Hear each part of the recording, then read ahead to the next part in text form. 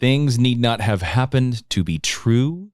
Tales and dreams are the shadow truths that will endure when mere podcasts are dust and ashes and forgot. But let us not forget that this geek history lesson on Neil Gaiman's The Sandman is now in session.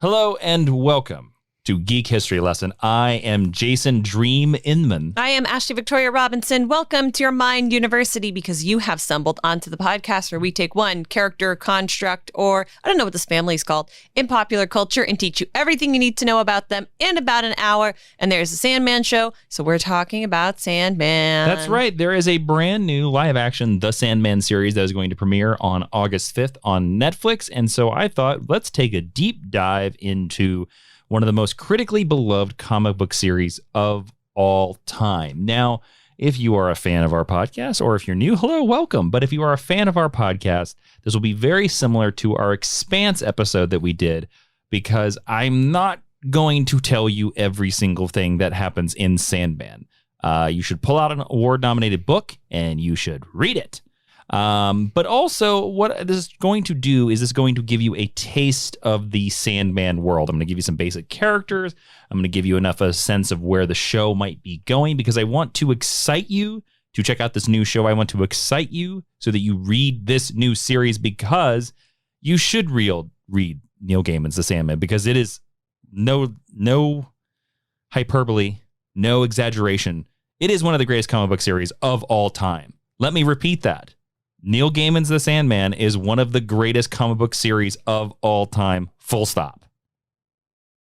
Thoughts, Ashley? I read like half of the first volume. Yes, and this should excite you to read the rest. Yes. Luckily, this was suggested by some listeners of ours way back in the fan topic list from a long time ago. Lorenzo Manning, Stephen Wright, and Hunter Cagle suggested this lesson to us. So we have TAs this episode. Yes, and where can future TAs suggest their lessons? They can do that at facebook.com/Geek History Lesson, on Instagram at Geek History Lesson, or on Twitter at GHL Podcast. All right, let's hop into the 10-cent origin. That is the first part of the podcast where Professor Jason is going to tell you all the basics, who's its and what's its, in case you ever go to a Neil Gaiman themed cocktail party and somebody dressed as Crowley doesn't know what Sandman is. It's dressed as Crowley.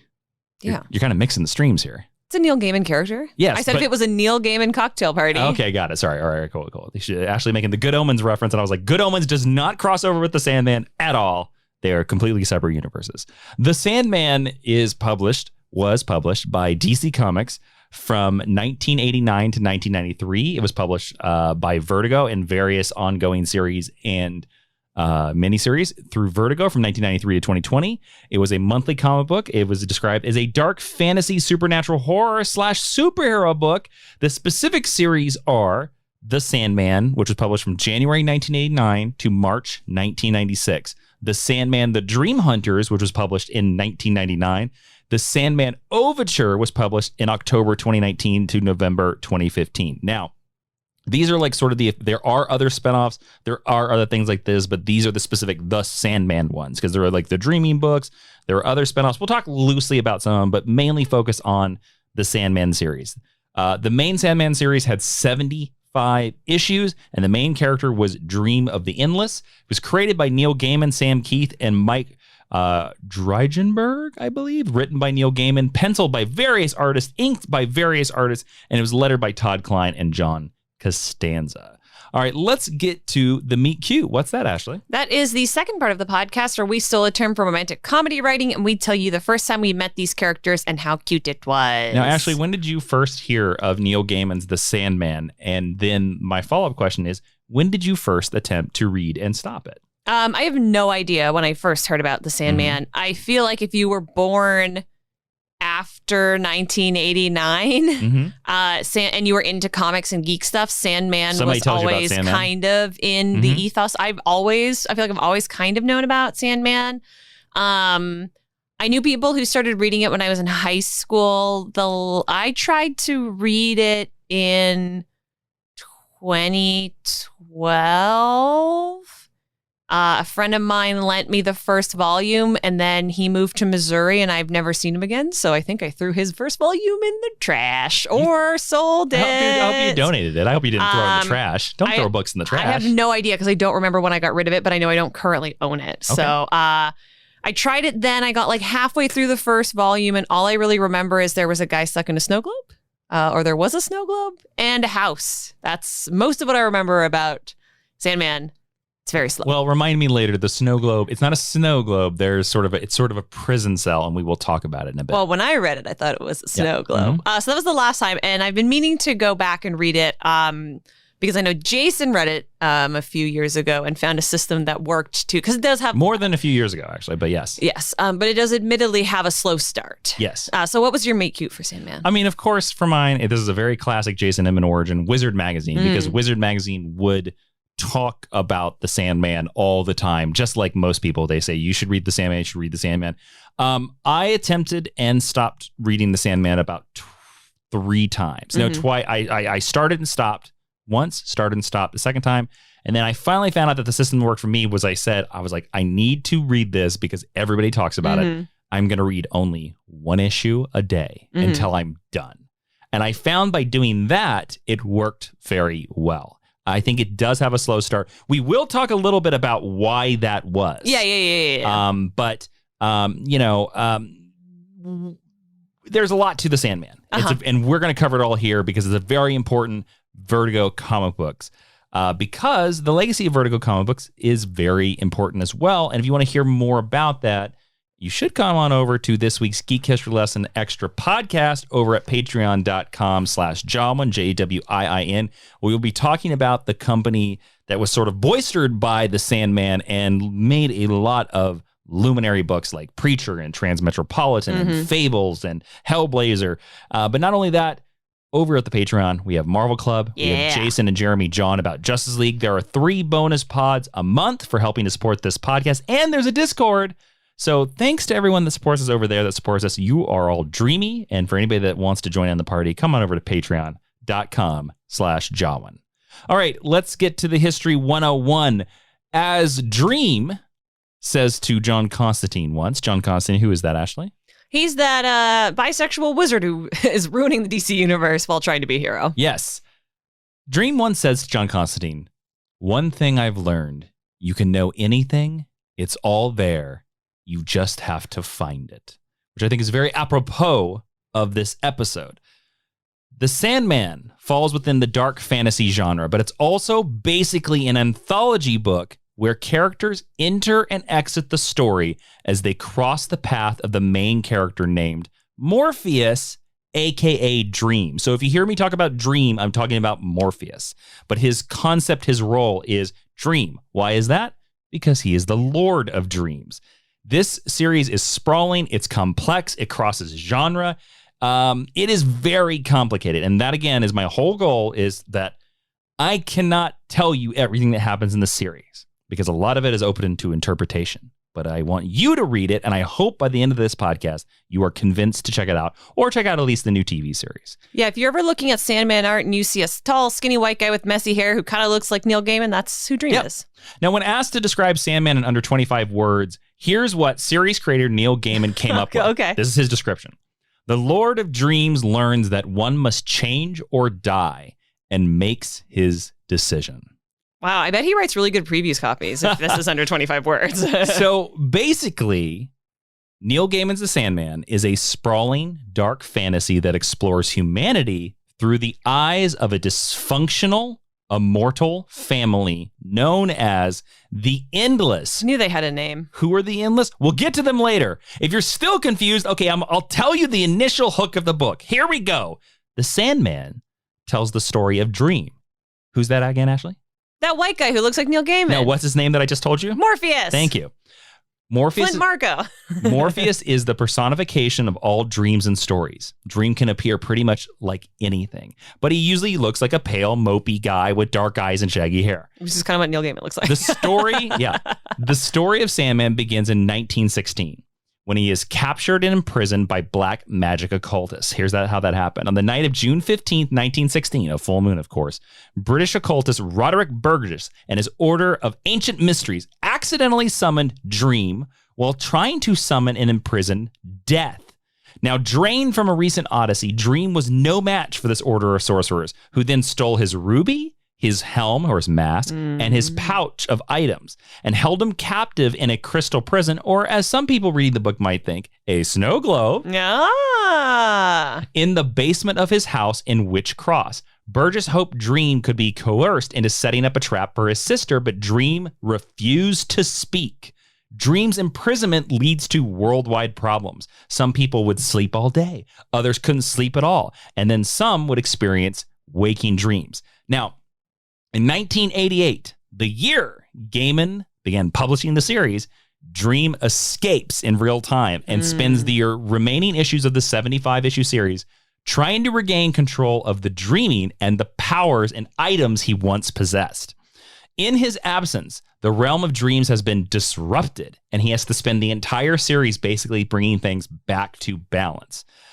He has to escape nightmares and dreams. He has to rebuild his castle, and he has to take a journey that basically examines his actions through time to finally know who he is. There's humor, there's action, there's horror, there's love, there's crossovers with Superman and Batman and John Constantine until they decided the series shouldn't cross over the DC universe too much because they were showing too many bare breasts and naked bodies, and they decided, forget about that. More on that later.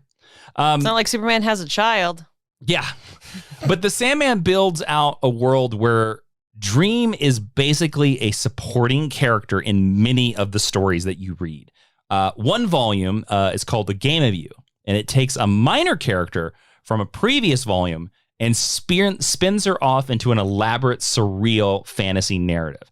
Another one called The World's End takes place at a magical pub where people wait out the storm while swapping one-off stories.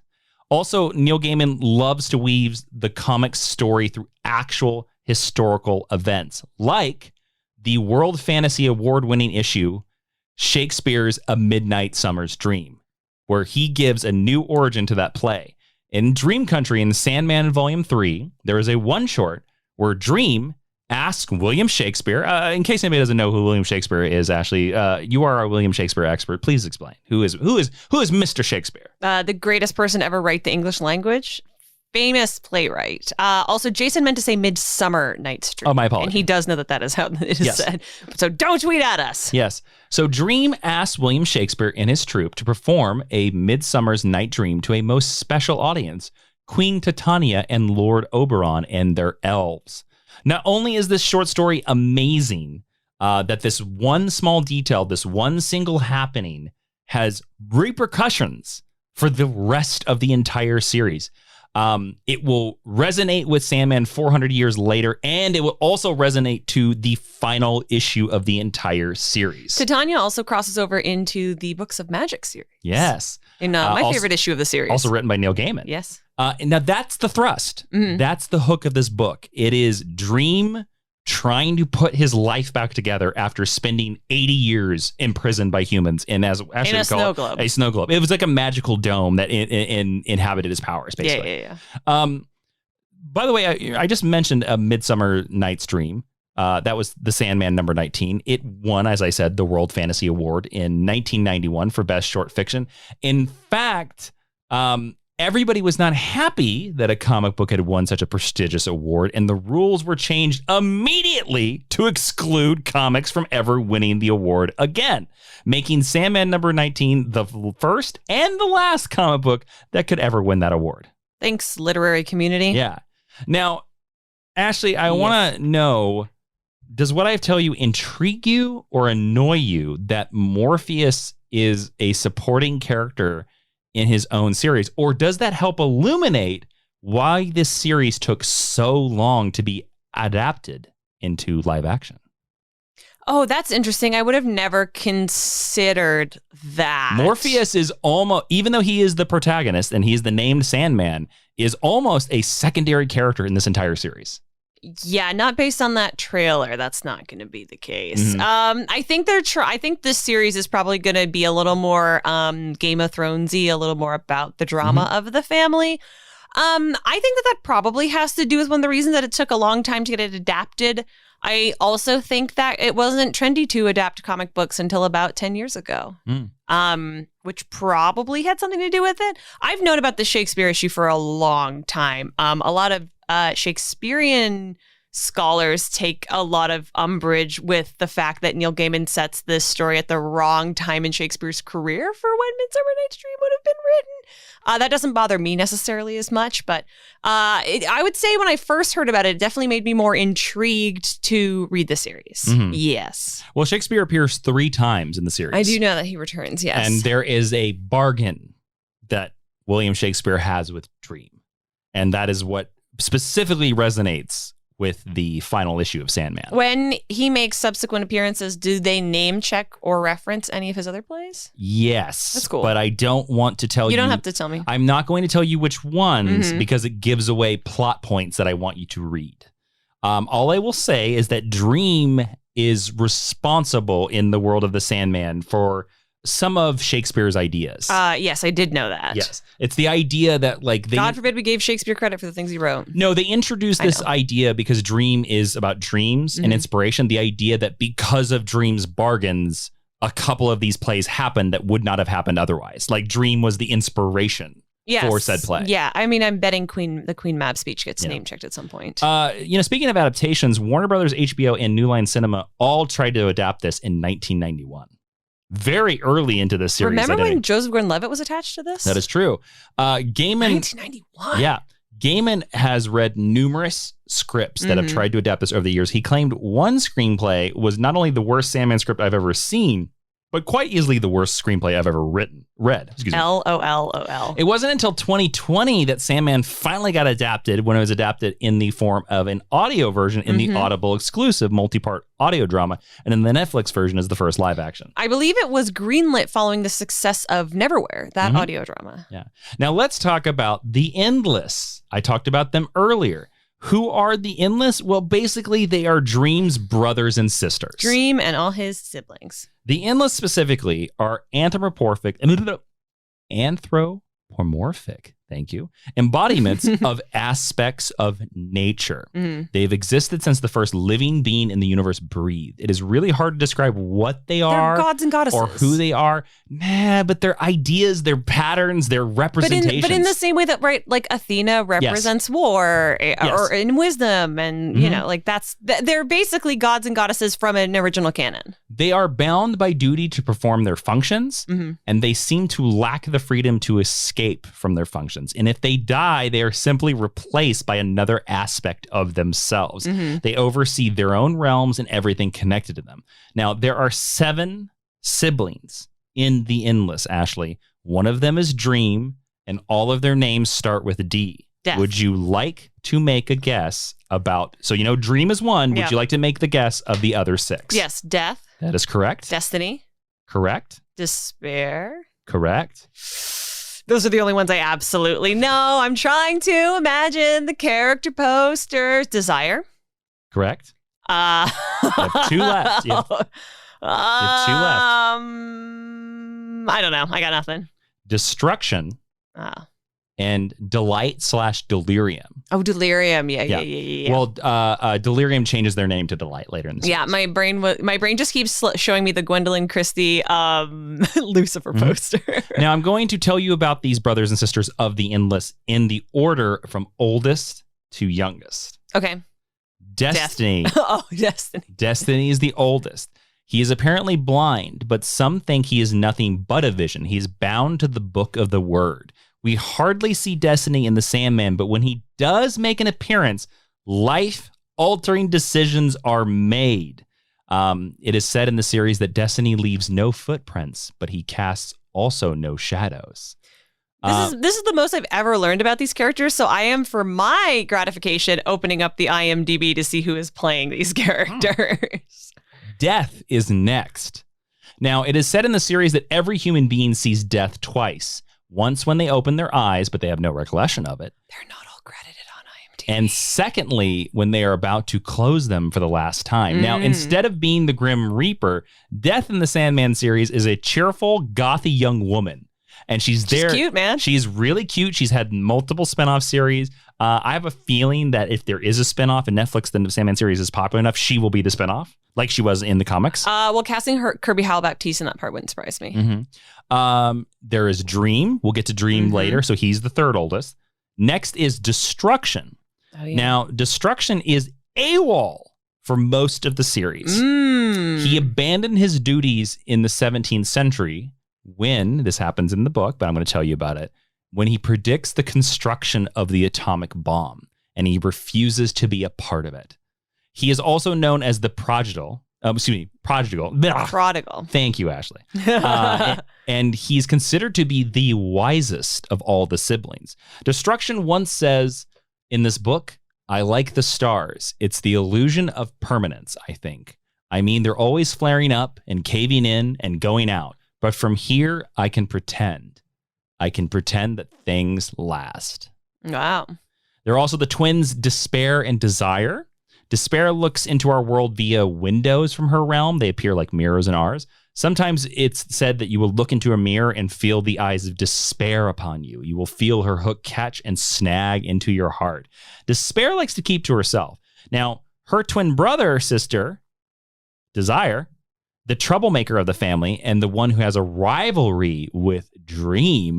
Desire is everything you wanted. Whoever you are, whatever you want, everything. And then the youngest is called Delirium, used to be called Delight. She comes across as a lost kid, and her appearance is variable, and her eyes are always mismatched. She speaks in riddles as if her mind is not always there. And her realm is open to humans, but it is said that few who have made the journey have been incapable of reporting back even the tiniest fragments of what her realm is like.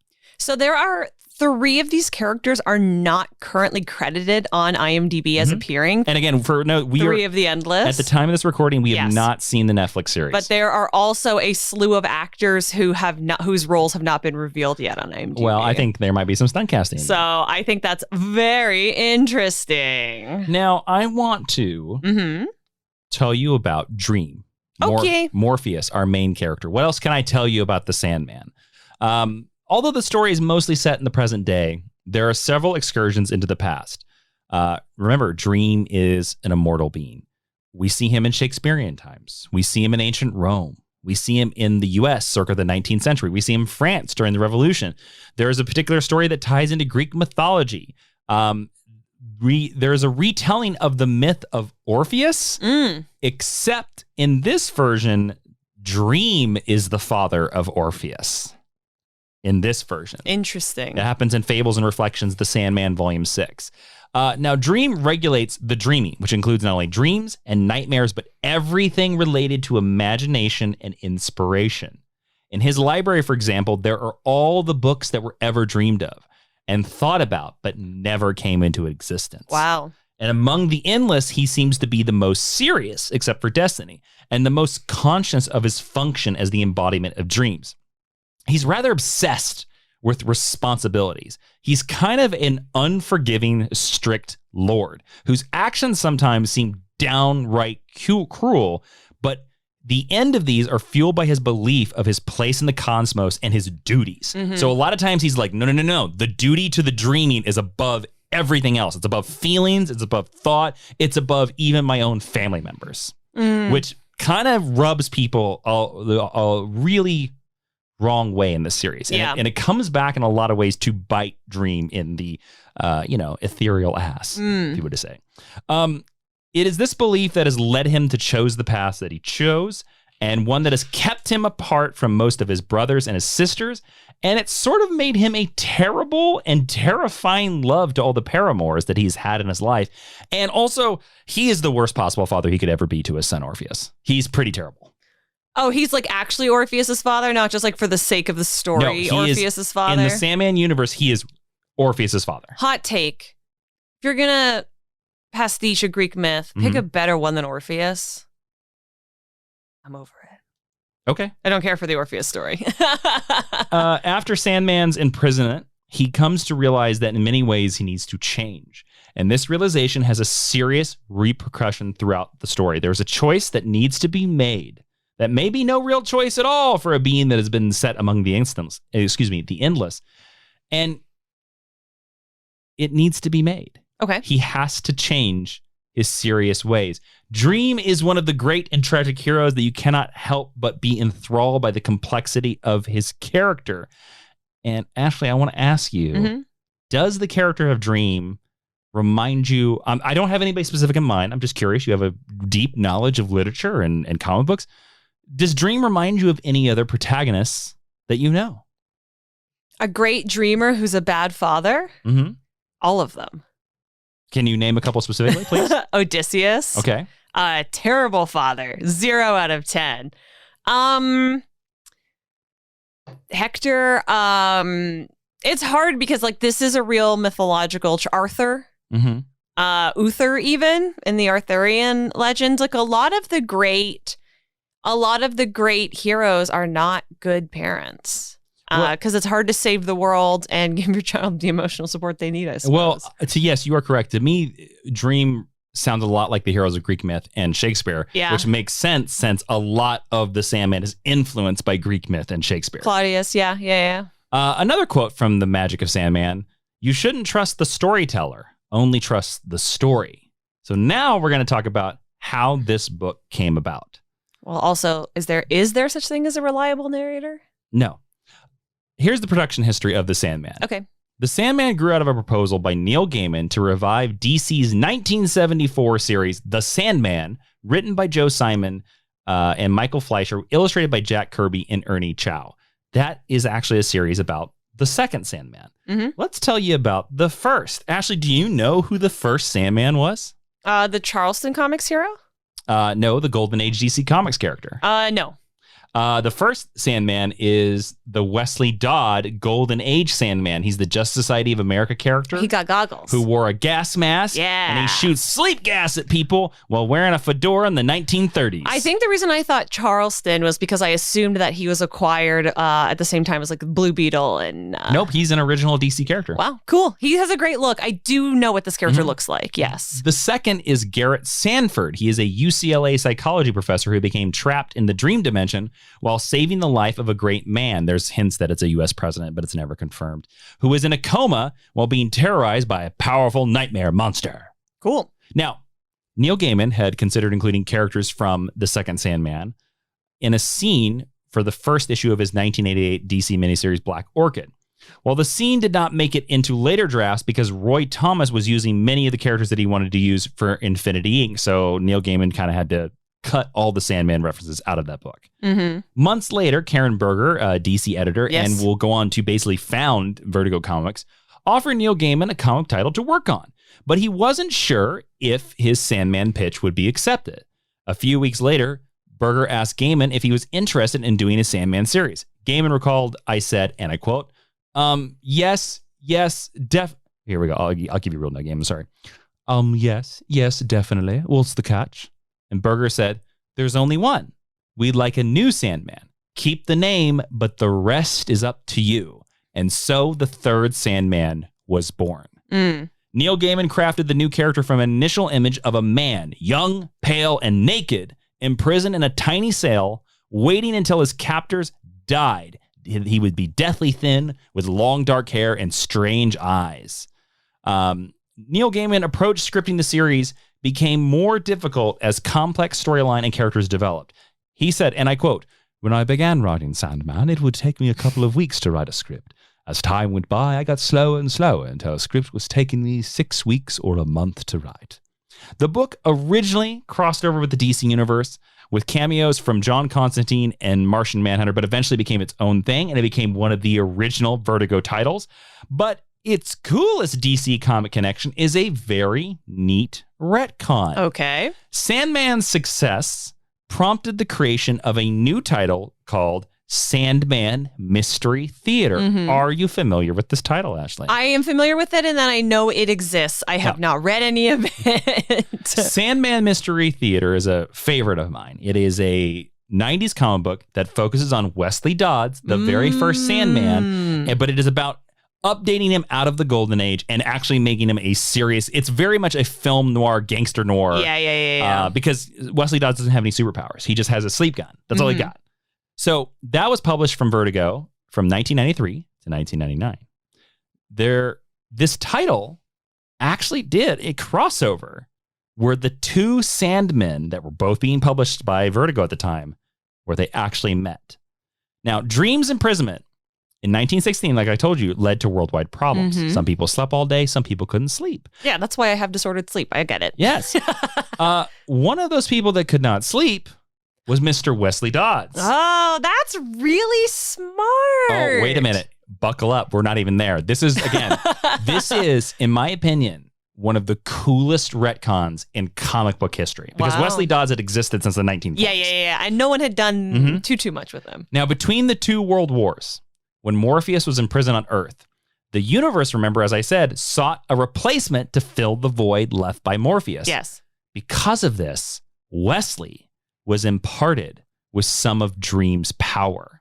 Cool. Because they met. During one of Wesley's adventures, he finds the cell, or AKA the snow globe, Ashley loves to call it.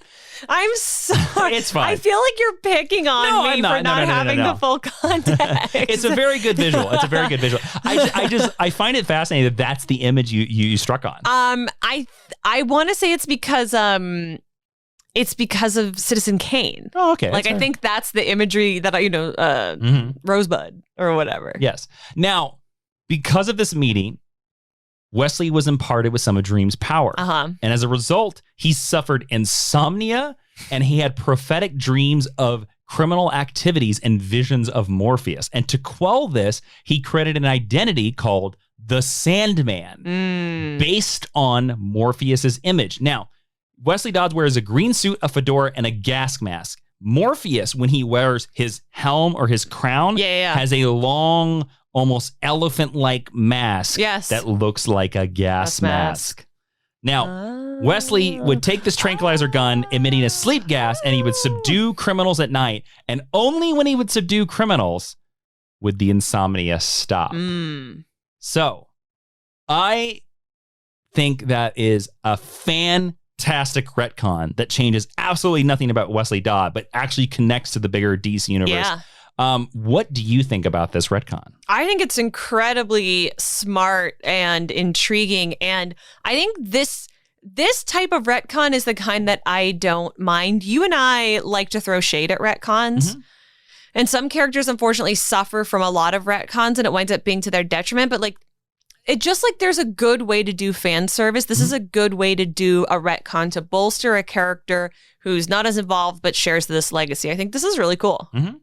Now, we talked a little bit earlier about Vertigo Comics. In case you're not fully familiar with Vertigo Comics, because anytime there is a conversation of Vertigo Comics, Sandman comes up. Yeah. Vertigo was a wing of DC Comics whose purpose was to publish comics with adult content such as nudity, drug use, profanity, and graphic violence that did not fit the restrictions of the DC main line. And then they said, this is great. Let's do this for the rest of the line. Yeah. Its titles consisted of company-owned comics set in the DC universe, such as The Sandman, Hellblazer, Preacher, Why the Last Man, Fables. The Vertigo branding was retired in 2020, and most of this library was transitioned to a new label called DC Black Label. But I still say, long live Vertigo. Anyways, I agree. The full journey of Morpheus I want to tell you about, now we're post-Vertigo comic books. I want to give you a taste of Morpheus's journey. Okay. Now, we talked about that this series was very hard to get into. Gaiman confessed that he only plotted out the first 8 issues of the series and stopped because he figured the series would sell poorly and be canceled. Well, that didn't happen. LOL. So eventually he wrote, he was like, I kind of think I might only have to write 4 more. So he's like, I'm just going to do 4 one-off short stories. And he's like, it'll be canceled at 12. Then it wasn't. Yeah. So then he had to figure out, oh, crap, I got to keep this book going. What do I do? Yeah. But the short story showed him that the sales would not change if he drifted off the path of Morpheus's storyline. And hence, that to me, when the short stories happen, when the anthology of Sandman happens, where Sandman almost becomes like, here's a one-off, here's a one-off, here's a one-off, here's a 6-issue story, here's a one-off, here's a one-off. That is where Sandman gets good. Interesting. Most people, though, don't make it that far. So I would, if you're going to read Sandman, my suggestion to you is you have to read the first 20. And if you can make, because if you're not hooked by the time you get to issue 15, then nothing in the series is going to catch you. That's very interesting to me, because if you're sort of looking at that from a macrocosmic view of like, oh, I'm a storyteller and I want to tell stories in the comic book space, because very famously, the thing that you always hear is anthologies don't work. We heard, because that even rolls over onto television, even though something like Black Mirror is incredibly popular, right? Like Star Trek Discovery and Stranger Things were both supposed to be anthologies. And then because they were popular, the networks got scared and did not commit to that. But from the macrocosmic lens, looking at like it from a publishing standpoint, Sandman only gets away with the anthologies because Neil Gaiman had built an audience up to that point based on Morpheus's adventures and sort of the interpersonal drama of the Endless. But it's interesting to me. I think that's a lesson that more, because comics is the perpetual second act, right? That more comics creators could listen to. It's like, cool, you did your 12 issues, and if you were lucky enough to not get booted, obviously it was a big difference making comics in the 80s and 90s versus now. Maybe try things that are a little weirder, a little more off the beaten path. I think that's very interesting. But your advice for someone like me who wants to stick the toe back in, but also, by the way, everybody I know who's read Sandman has bailed at least one time before, is to read 15 issues. Now, just to let you know, in the 75 issues of Sandman, 20 of them are standalones. Okay, so it's a significant chunk, but it's not even a quarter of them. No, it's a little bit more than a quarter. A quarter's... You're right. It's not a third. Is a third. I apologize. It's about a third. Yes. It's about a third of the entire series are standalones. Okay, but still, like less than half. Not a hugely significant amount. Now, throughout the series, I mentioned that the major theme is whether... This is the theme of the entire series. Whether it is possible to give up a role that defines you. Dream is obsessed with his responsibilities as the Lord of Dreams, but yet he feels he cannot neglect them. His brother Destruction abandoned his role, and Destruction continues without Destruction even being around. There's another character that completely abdicates their role. And there's various mythologies and various groups that are like, let me take that over. Yeah. This, again, the series starts with Dream being imprisoned by magicians for 70 years. And while his kingdom fell apart, people kept dreaming.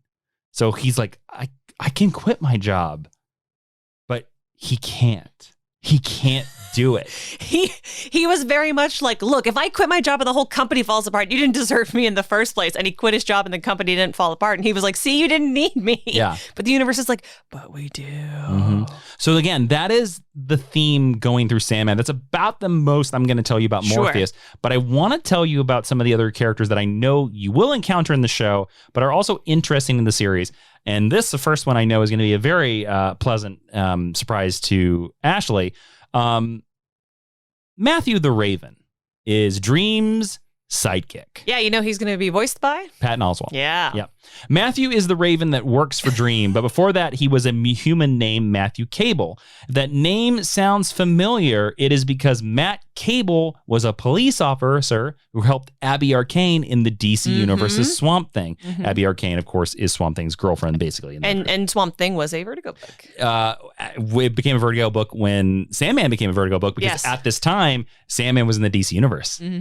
The two characters are the same. In the comics, Matt died while he was asleep in the dreaming, so Morpheus gave him a chance to remain in the dreaming as his dream raven. Matt agreed and began his life of servitude, although most of the time is just as a companion to Dream, who kind of, basically says, hey, Dream, you're doing things wrong. I like how you gave no explanation as to why I would like this character. I like that his name is Matthew, though. That's very funny. Ashley likes birds. I do. I like corvids especially. We're also going to meet the brothers Cain and Abel. And the series are going to be played by Shanjeev Bhaskar and Asim Chandri. Now, Cain and Abel didn't make their first appearance in the pages of Sandman. These are the brothers that were part of the EC comic horror books House of Mystery and House of Secrets.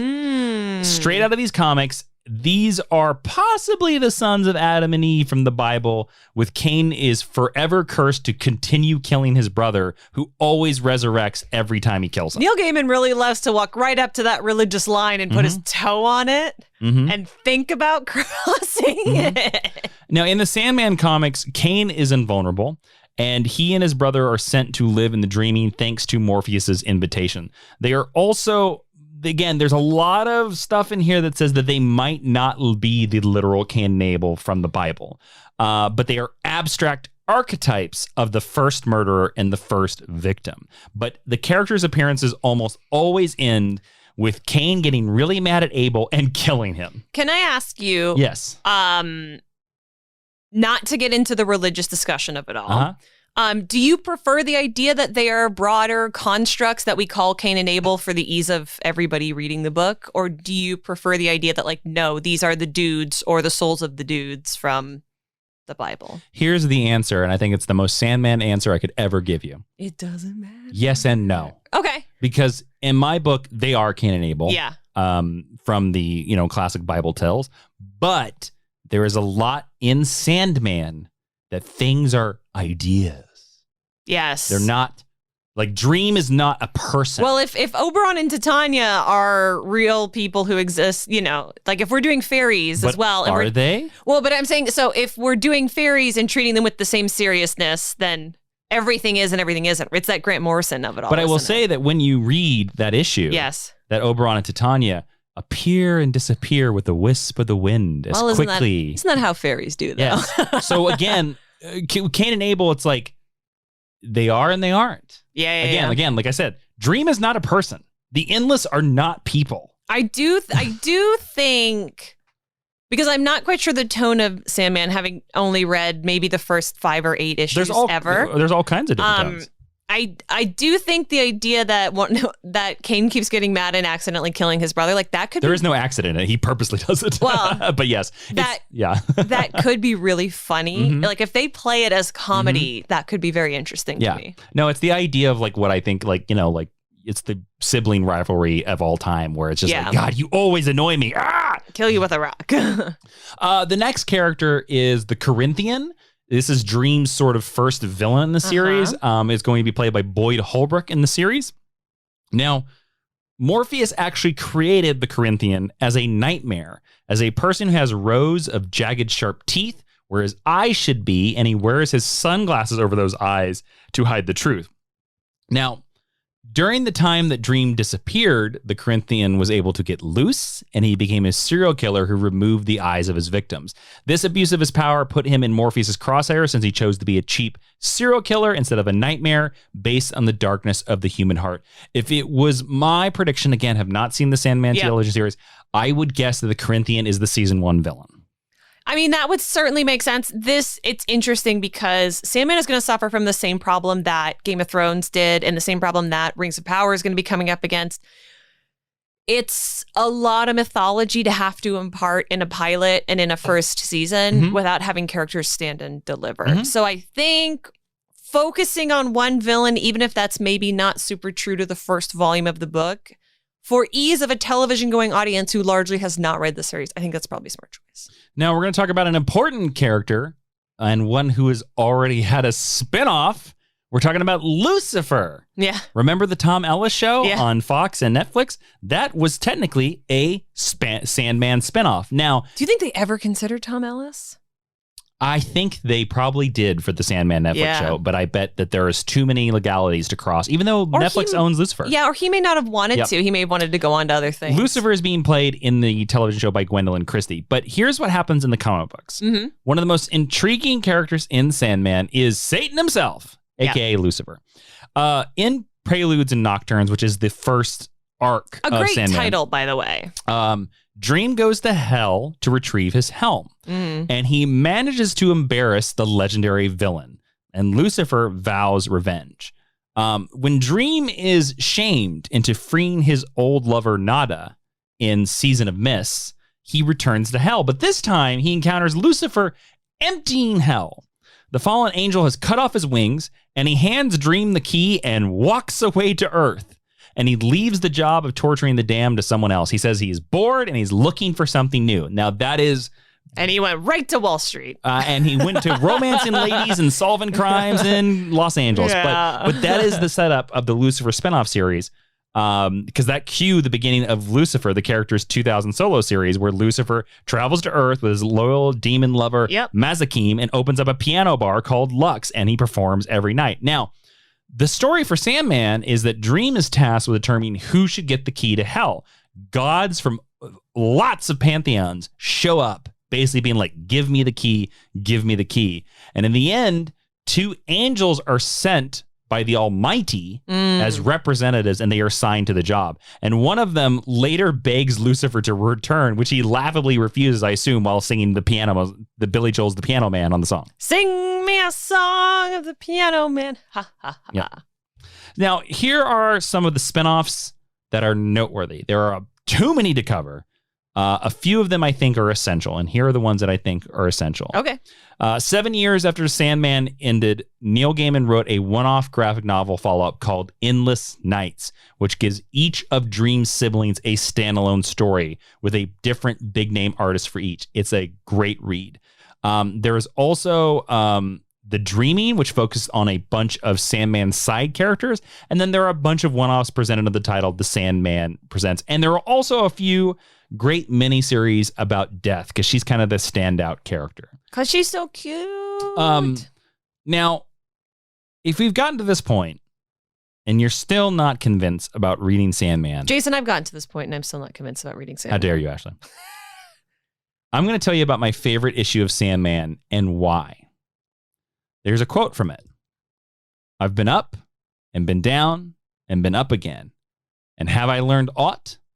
I've learned from my mistakes, but I've also had more time to commit more mistakes. This is from Sandman number 13 called Men of Good Fortune, where Death visits a friend, his first human friend, Hobgoblin. Now, I'm going to give you not all the details of this issue, but a big chunk of this issue, because this is my favorite issue of the series, but this is also the issue when I was reading that convinced me that I was like, oh, this is a great series. I literally remember you reading this series and being like, I get it now. Yes. So let me tell you the story of Men of Good Fortune. Yeah. Hobgoblin, he's in a bar, in a pub, in the, 1300s. And he makes a deal with Dream, who is also there. And he's granted eternal life. Basically, Hobgoblin just says, we only die because we think there's nothing else. Yeah. People give up. And he's like, I'm just going to elect to not die. And Dream at this time does not care for humans at all, but he's intrigued. And at the request of Dream goes up to Gadley and says, if you agree to meet me in the same tavern 100 years from now, I have a feeling you might just not die. And so Death granted Gadling's wish. So Gadling will remain ageless and only die when he decides he's had enough of the world. But part of the arrangement is he has to show up every 100 years and he has to tell Dream about his previous 100 years. So we jump to 1489, where Hobgoblin's there. He's surprised it worked. He was like, I thought it was a dream. And he tells Dream that he's gotten into a new trade with a friend. There's a new technology he's involved called printing, and there's no possibly way it could ever last. LOL. We jump forward another 100 years. 1590 something? 1589. And Hobgoblin disparages an aspiring playwright that is sitting in the bar. Dream goes over to comfort this playwright named William Shakespeare and makes his own side bargain that will carry on throughout the series. A lot of this issue plays with the idea that common knowledge decrees that time makes all people wiser. However, by the story's climax, Gadling is unsure. He's been rich. He's been poor. He lived long enough to invest in Henry Tudor's shipyards and host the king and queen at his residence. But then he lost a wife. Which queen, though? But then he lost a wife, and he lost a son, and he lost countless friends. He learns from his mistakes, but as he said, he's made plenty of others. And he has to live with his regrets. It's implied that Gadling at one point invested with John Hawkins to promote the Atlantic slave trade, which is something that when Dream found out about this, advised him. He's like, look, my dear friend, I don't think you should do this. And he even forgot what his first wife, Eleanor, looked like, and he never had any children once the first ones died. He even had to change his name to Sir Robert Gadlin to avoid suspicion of being called a witch. Mm-hmm. Now, during their fifth meeting, 500 years later, when he says something very interesting indeed. He says, he's like, I don't know if I've learned much in 500 years. I really don't think I've learned much. And he goes, I don't think people change, not in the important things. But he's like, I have an observation about you, Dream, my friend. He goes, why does Dream take an interest in Gadling, even though he was uninterested in human? And Gadling suspects that Dream is lonely and he wants a friend. Dream is insulted. And Dream is like, how dare you suggest that I would ever want to be friend with a meat sack like a human? Mm-hmm. And storms out. And Gadling says, as Dream storms out, because when they have this meeting, they're in 1889. Mm-hmm. Dream goes, if I see you in 1989, it'll be because we're friends and for no other reason. So, final page of the issue, Gadling is in an 80s business suit. It's 1989, sitting in London, waiting. And then over his shoulder, he sees, I have always heard it's impolite to keep one's friends waiting. And he turns and sees Dream. And that is the end of the issue. I have a quick question about Hop Gadling. Sure. So he gets immortality. Does he age? No. Okay, that was my question. Like, is he just becoming a progressively more decrepit old man? No. One assumes, for the sake of comic books as well, that he would not. He always has brown hair throughout all the... So he looks more or less... the same. It's like becoming a vampire. They change his hairstyles. Of course, but no, he looks the same. It's basically he's a vampire. Okie dokie. Yeah. And that is my favorite issue of Sandman. And to finish it here, Neil Gaiman once said in an interview on Fresh Air, none of us exist in the world that is the same world that any of the rest of us live in. The world that's important is the world behind each of our eyes, which is something that none of the rest of us can access. Yeah. And Dream once declares that only the phoenix arises and does not descend, and everything changes, but nothing is truly lost. And that is my lesson on Neil Gaiman's The Sandman, a book that is clearly about beginnings and endings. But no middles. But through and only through. endings. No, only phoenixes. So Ashley, I'm going to ask you, based on this lesson, do you think you, will make another attempt at Sandman? I do think I'll make another attempt at Sandman. My current, at the time of this recording, struggle is there's like 3 high fantasy series adaptations coming out. And I would like to either revisit or visit for the first time their source material. So it's between the Silmarillion, Sandman, at least the original series, and Blood and Fire. It's what order I'm going to go through those in. If folks would be interested after I read it, maybe we'll do another Sandman-esque episode. Let us know on social media. But I have really enjoyed these. I think we kind of started these with our His Dark Materials episode, but I've enjoyed these. I'm going to tell you about the world and why it's intriguing episodes.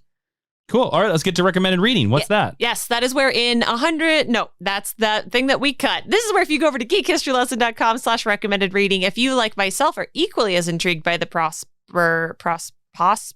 I don't know what you're trying to say. possibility of reading Sandman, Professor Jason has some well-curated recommendations that you go and pick up in your format of choice, and a little bit of support comes back our way to keep our endless lights on. Jason, I think I can figure it out, but I'm going to let you say it. What are you recommending that people pick up for Sandman? Well, this is not going to be a normal recommended reading. Yeah. If you're interested in reading Sandman, you absolutely should. It lives up to the hype. There's a number of ways to do so. The main series is collected in 10 trade paperbacks. They also did omnibus and they did hardcovers. They're numbered volumes 1 to 10. Volume 1 is the hardest one to read. But once you get halfway through it, I think you can make it, or I think you'll see it. There is a volume 0. It's called Sandman Overture. It forms a prequel to these 10 volumes. I would not recommend starting with that one. Start with volume 1. There's also, if you're only going to read one book, if you're like, I'm only going to give Sandman one book, I'm not going to suffer through the issue 1, then I honestly would recommend volume 6 called Fables and Reflections, because it's one of the series that has nothing but standalone stories. You know, so if that's what you want to dip your toe in, but like, I'm telling you, the gold of Sandman to me is like issues 10 to like 40. Interesting. Right in the middle. Mm-hmm. Yes. Very similar, I would say, to Fables. Fables early middle is like some of my favorite Fables stuff. Well, I will tell you that the Sandman has a big ending. Yeah. And it's a big ending that I feel if you are around comic books or you have comic book nerdy friends, you might already know what it is. I'm not going to tell you what it is, but you might have been spoiled on it because it's almost like the Citizen Kane ending where I've heard enough people talk about it that I always felt like I always knew that was going to happen. Did you know about it before you read the ending? Did you find that your experience was lessened going in with that knowledge? No, it wasn't lessened. It was just... It would have nice to have been a surprise. I knew something was going to happen, and it was just simply a matter of fact of like, oh, when is it? Oh, okay, here it is. You know, there's also a character that factors into the ending. He's a huge part of the ending. Yeah. And once that character shows up, you kind of see the end game coming. Oh, okay, I see. So, but that's what I would recommend. I highly recommend reading this book if anything intrigued you. Again, if there were ever to be an objective list of the best comic books of all time, Sandman is probably in the top 5. I'll also put this out there. If anybody is interested in reading this and you're part of our Discord, maybe we'll do like a read along and we'll all do like a co-read in our comic book chat. Maybe. Yeah. Or maybe. I'm not committing to No, I'm saying maybe when I started, I'll be like, friends, I am starting today if you would like to read along with me. Sure. That might be fun to do. Yeah. All right, let's get to the honor roll, Ashley. Yes, the honor roll, which is where if you go over to Apple Podcasts or, I don't know, Hello Future People, whatever we're calling this thing, where you review stuff on iTunes, and you give us 5 stars, we will read whatever you say. Literally, whatever you say. If you are an international listener, please go ahead and screenshot and email it to geekhistorylesson@gmail.com. And let us know where in the world you are reviewing from, just because we can't see international iTunes, because the internet's not as global as we like to think it is. Joining the honor roll today is Sir Gleen, who says, awesome. I love this podcast. The hosts are extremely likable. Thank you. And very entertaining. Thank you. Have to give them props on the research they do for each topic each week. This is my go-to podcast for my meet cute for characters and I didn't know about, but was interested in. Keep up the great work. P.S. Jason. I would like to know where you get most of your action figures from. Wanting to start a collection of my own. Also would like to see photos of them. Amazon and stores. It's not an exciting answer, but that's the truth. And there's some applause for you.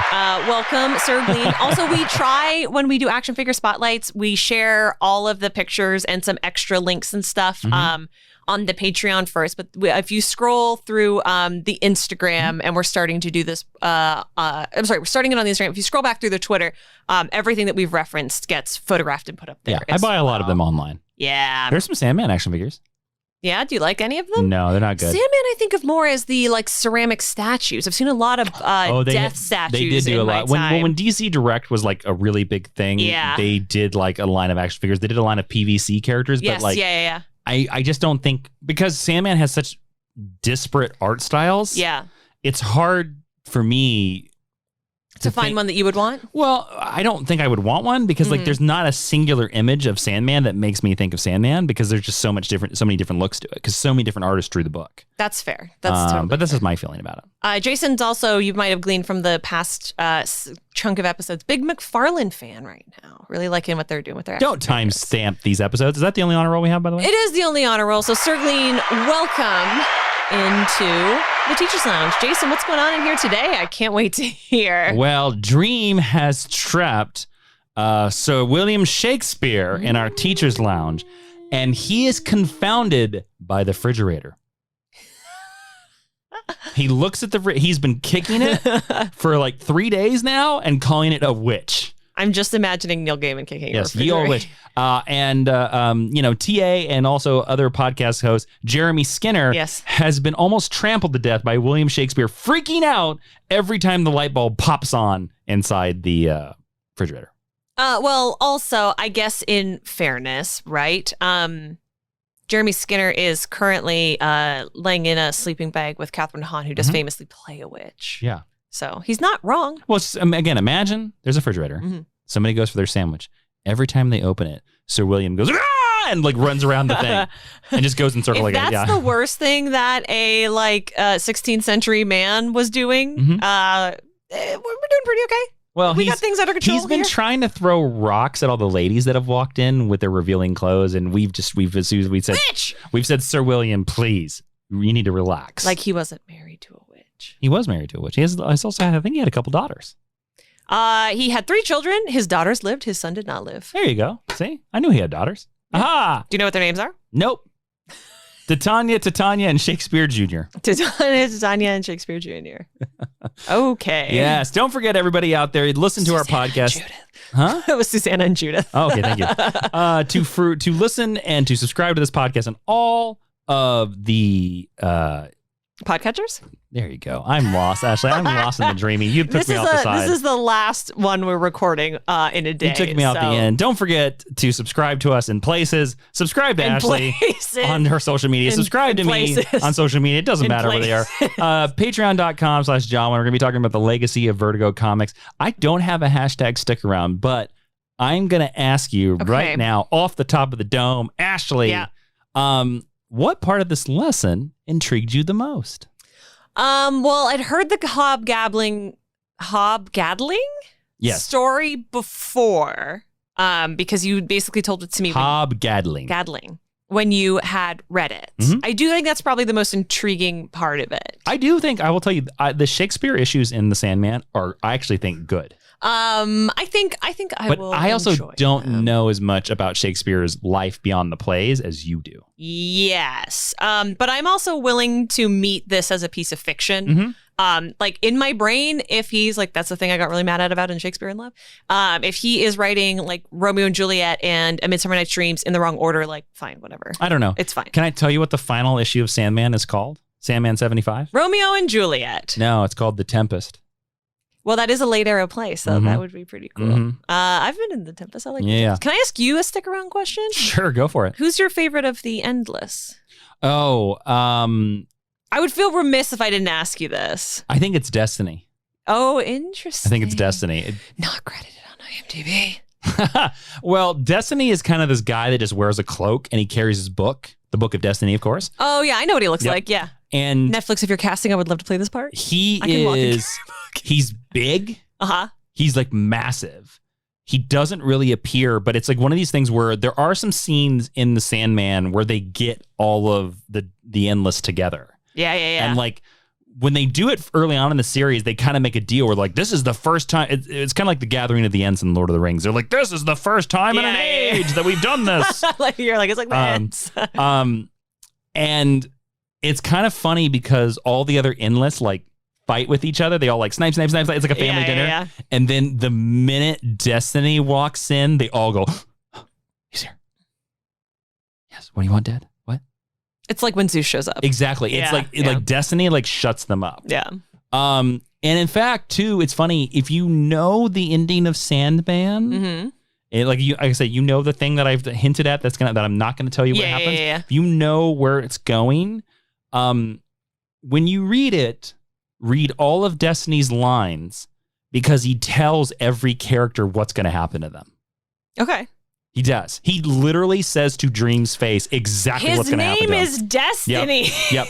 But what happens is that all of the Endless don't believe him. Well, that's another... Because he's their brother. That's another classic mythology trope because Neil Gaiman, like, as turfy as she is, J.K. Rowling, like J.R. Tolkien is a classicist. That's why he wrote the Norse mythology collection. And like, he obviously has such a strong framework, which has come out in his most popular works, I think. Even something like A Nancy Boys is like based on mythology.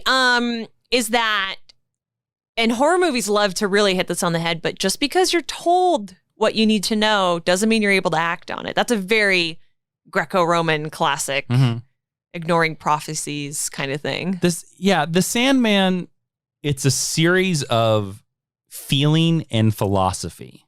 It's not a simple series. And a lot of the series is what you will get out of the series is what you put into it. It honestly, then this is going to sound super shitty, and I don't mean it to sound as bad as it's going to. That I'm surprised it's that popular if it's that difficult.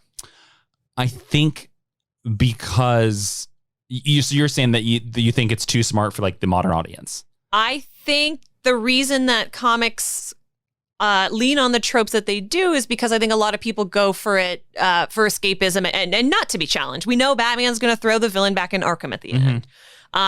So I'm always impressed and intrigued when something that's actually has a measure of depth to it becomes popular as well. Here's what I think, why I think Sandman worked and why it's popular. I don't think Neil Gaiman's The Sandman, if published now, would work. I agree. I think it would have been canceled. I agree. But I think in 1989 or 88, excuse me, we were on the back wave of comics entering their quote unquote dark age. Yeah, with the bronze. We just had Watchmen. We just had The Dark Knight Returns. Yeah. We had been reading for a couple of years at that point the Saga of the Swamp Thing by Alan Moore. Very dark. Awesome, but dark. And I think that the Sandman showed up and kind of said to everybody like, oh, this can be more than a funny book, as you know, to use that term. Yeah. This can be more than just spandex idiots punching you. Like, this can be true literature. I think I would put it down. I think Sandman is what got comic books into bookstores. Interesting. I really think it's Sandman. It was certainly part of it. And I think the reason why it's so famous now is because it has been built up like a Citizen Kane, like a Wizard of Oz. Like now everybody, when you talk about Sandman, everybody's like, yeah, one of the best books of all time. Yeah, and but Sandman also, it touches on the burgeoning goth culture, right, of the late 80s, early 90s. Well, a lot of people I knew in high school who owned Sandman, I wouldn't have thought of as geeky people. I would have thought of them as kind of like punky goth people. And that it is definitely alternative. Yeah. And that is, you know, it's pretty safe for now. I mean, there's trans characters in it for a book, you know, published in the early 90s. Like there's trans characters, a lot of gay characters in it. Which has actually been reflected in the casting in really interesting ways. But I will say that, I don't know. Like, I think... Yeah. And it's not to say that any of the genres that we talked about earlier aren't worthy either. Like, there are superhero books that are... Like, Superman Smashes the Klan is literature. I will also say, too, that there is some pretty dated art sometimes. I think the coloring actually, the style of coloring and the color palette dates it more than the line work. But I can get past that with The Sandman because The Sandman is a series that is about philosophy and is out there. Yeah. So I'm willing to like go with its surreal and it is not a classically drawn comic book. Yes, yeah. There is a lot of Sam Keith, the man who created the Max for Image Comics. You've seen his art in the Hulk, where his Hulk is all over in berserker teeth. He draws the first 5 issues of this book. Yeah, it's wild. It is all over the place. I mean that as a compliment. Yes. Yeah. So there you go. There's The Sandman. There we go. Thank you so much for listening. We hope you read The Sandman. We hope you enjoyed the new television series coming out. We didn't work on it, but we hope you enjoyed it anyway.